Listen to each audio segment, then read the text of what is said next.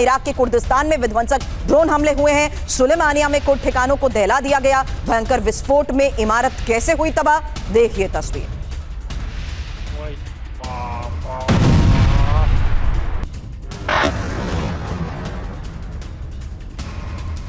वह ईरान के हमलों से सुलेमानिया कैसे कांपा। अमेरिकी सैन्य ठिकानों को दहला दिया गया। अमेरिकी ठिकानों में भयंकर विस्फोट से मची तबाही की एक और तस्वीर देखिए। ईरान के सबरीन न्यूज का दावा।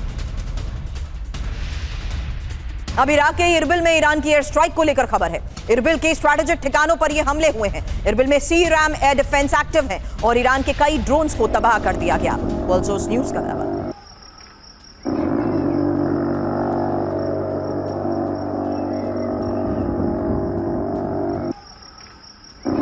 इराक में ही हमलों का एक और वीडियो देखिए, जहां पूरे कुर्दिस्तान में रात भर हमले होते रहे।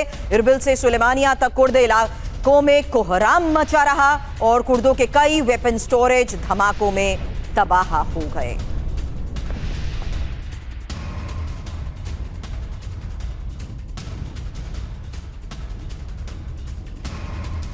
तो ईरान का हमला और कुर्दिस्तान कांपा। जहां इरबिल और सुलेमानिया में कुर्द ठिकानों को कैसे दहलाया गया, वही बड़ी खबर है और तस्वीरें भी आपके सामने। सुलेमानिया में कुर्दिश मुख्यालय पर ड्रोन स्ट्राइक। सुलेमानिया में ये अमेरिकी सैन्य ठिकानों पर ड्रोन हमले। इरबिल में 2 हफ्ते से अमेरिकी और कुर्द ठिकानों पर एयर स्ट्राइक और इरबिल में ही सी-रैम एयर डिफेंस सिस्टम भी एक्टिव। हालांकि कुर्दिस्तान के पहाड़ी इलाकों में कई वेपन स्टोरेज तबाह। यही ईरानी मीडिया की तरफ से बड़े दावे भी किए गए हैं। अब सुधाकर सर, सवाल ये सीमित स्ट्राइक तक हम अभी तक सवाल करते थे, अब ये टिट फॉर टैट तक सीमित नहीं रह गया सर?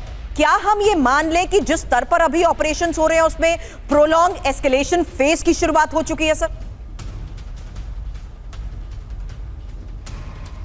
बिल्कुल बिल्कुल सुरभि, 2-3 चीज़ों को मैं हाईलाइट करना चाहता हूं आपका सवाल को मद्देनजर रखते हुए।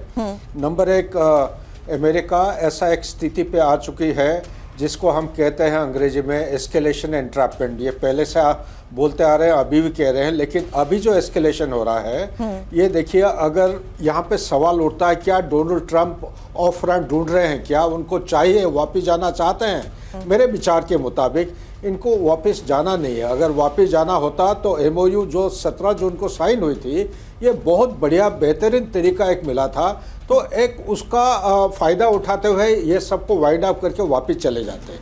नंबर 1। नंबर 2, जब उनका स्टॉक पाइल, चलिए मेरे डिस्टिंग्विश को पैनलिस्ट साहब पांडे साहब तो कह रहे हैं 50% डाउन हुआ है, मेरे हिसाब के मुताबिक 29 to 33% तक आ चुका है, जबकि 65 to 75% स्टॉक पाइल के बिना कोई भी मिलिट्री फोर्स इस किस्म एक्सपेडिशनरी फोर्स जाके दूसरे देश के खिलाफ 11,000 किलोमीटर दूरी से हमला नहीं करता है।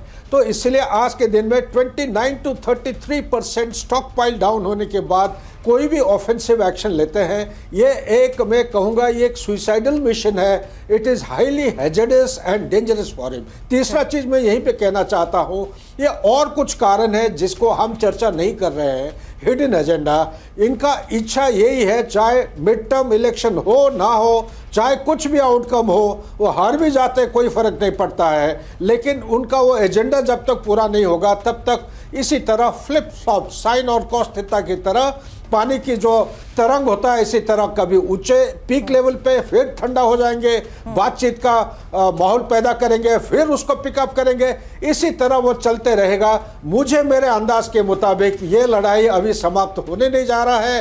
It will Outlast his presidency, may be अगला प्रेसिडेंट का टेन्योर तक जाएगा। अंडरस्टूड सर, क्योंकि अब अमेरिका का अस्तित्व मिटा देने की चेतावनी भी दी जा चुकी है और अमेरिका के 250 साल के वर्चस्व को तबाह ईरान कर देगा। ये चेतावनी ईरान के सुप्रीम लीडर के सलाहकार मुखबिर की ये वार्निंग है। ना कोई कमांड बचेगा और ना लूटने को बाजार। ईरान की चेतावनी पर हॉर्मुज लेटर की ये रिपोर्ट। अब ईरान की अमेरिका तक हमले की चेतावनी भी है। दुश्मन की सभी ठिकानों को तबाह कर देंगे। ईरानी सुरक्षा समिति के सदस्य रेज़ई की ये वार्निंग है। फारस की खाड़ी तक सीमित नहीं रहेगा ईरानी हमला।